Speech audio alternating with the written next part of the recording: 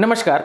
आज इस वीडियो में हम ऑस्टियोआर्थराइटिस के एक केस की चर्चा करेंगे कि कैसे होम्योपैथिक दवाओं से इस समस्या को ठीक किया गया। वीडियो को पूरा अवश्य देखें ताकि आप पूरी तरह से समझ सकें। तो आइए समझते हैं। ऑस्टियोआर्थराइटिस के इलाज के लिए एक महिला ने मुझसे संपर्क किया। वह दुबली पतली और शर्मीली थी और खाली पेट एसिडिटी होने की शिकायत कर रही थी। मसालेदार ऑयली फूड, मक्खन खाने से एसिडिटी अधिक बढ़ जाती थी। उन्हें कई सालों से गॉल ब्लैडर पॉलिप्स भी था। उसने नींद न आने की भी शिकायत की। 4 साल पहले बेटी की शादी नहीं होने के कारण उन्हें डिप्रेशन भी हो गया था। 15 साल पहले उनके पति की निधन के बाद उन्हें उच्च रक्तचाप की भी समस्या हो गई थी। उन्होंने दाहिने घुटने में दर्द की शिकायत की। थोड़ी देर चलने के बाद पैरों में सुन्नेपन भी महसूस होता था। वह एक भावुक महिला थी। जब उसकी अविवाहित बेटी काम पर जाती थी तो उसे अकेले रहने का डर और चोरों से डर लगता था। सांत्वना देने पर अच्छा महसूस करती थी। उसे कॉफी पीने का भी मन करता था। ऐसे लक्षण लेने के बाद मैंने पल्सेटिला 200 की 2 बूंद हफ्ते में 1 बार लेने की सलाह दी।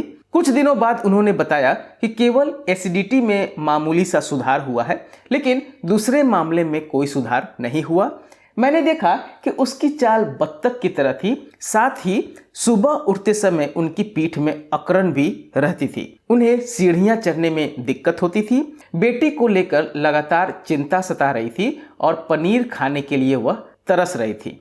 ऐसे में मैंने फिर कैलकेरिया कार्ब 200 की 2 बूंद हफ्ते में 1 बार उन्हें लेने की सलाह दी। कैलकेरिया कार्ब लेने के बाद उसकी बेटी के अनुसार उसके कष्टों में कोई मदद नहीं मिली थी। एसिडिटी भी वैसा ही था। दाहिने घुटने में भी दर्द अधिक था। दर्द में ठंडक से राहत मिल रही थी। कमोड पर बैठने में भी वह असमर्थ थी। उसकी हालत दिन ब दिन बिगड़ती जा रही थी।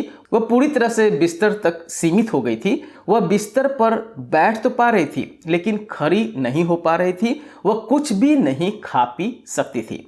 फिर से वे क्लिनिक पर आए तो छूने पर उनका दाहिना घुटना अधिक गर्म था, लेकिन बाएं की तुलना में 3 गुना कम सूजा हुआ था। बिल्कुल खड़ी नहीं हो पा रही थी। लक्षण बताते हुए रो रही थी। दिन में उसे गर्मी लगती थी और रात में उसे ठंडक महसूस होती थी।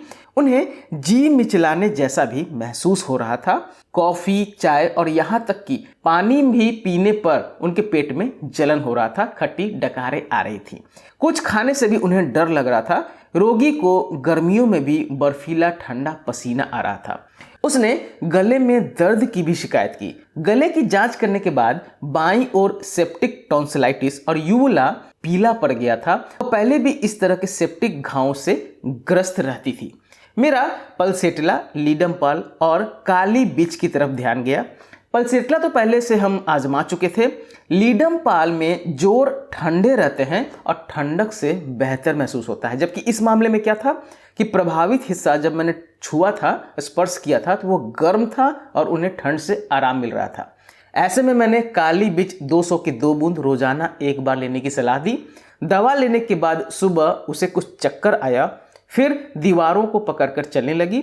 चक्कर आना एक पुराना लक्षण था जो इलाज के बाद वापस आ गया था। 1 हफ्ते बाद उनकी चाल बिल्कुल बदल गई थी और बत्तख की तरह चलना पूरी तरह से बंद हो गया था। मैंने काली बीच 200 को अब हफ्ते में 1 बार लेने की सलाह दी। 1 महीने बाद फॉलो अप आया कि रोगी बिल्कुल सामान्य रूप से चल रहा है। स्पर्श करने पर दोनों घुटने ठंडे थे, परंतु घुटने के दर्द की शिकायत बिल्कुल नहीं थी। सेप्टिक टॉन्सिलाइटिस और यूवुला भी सामान्य हो गया था।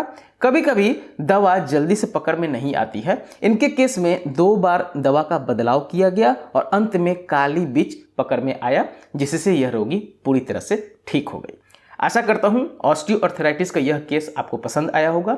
अगर वीडियो पसंद आए तो प्लीज़ मेरे चैनल को सब्सक्राइब करें और वीडियो को लाइक करना न भूलें। धन्यवाद।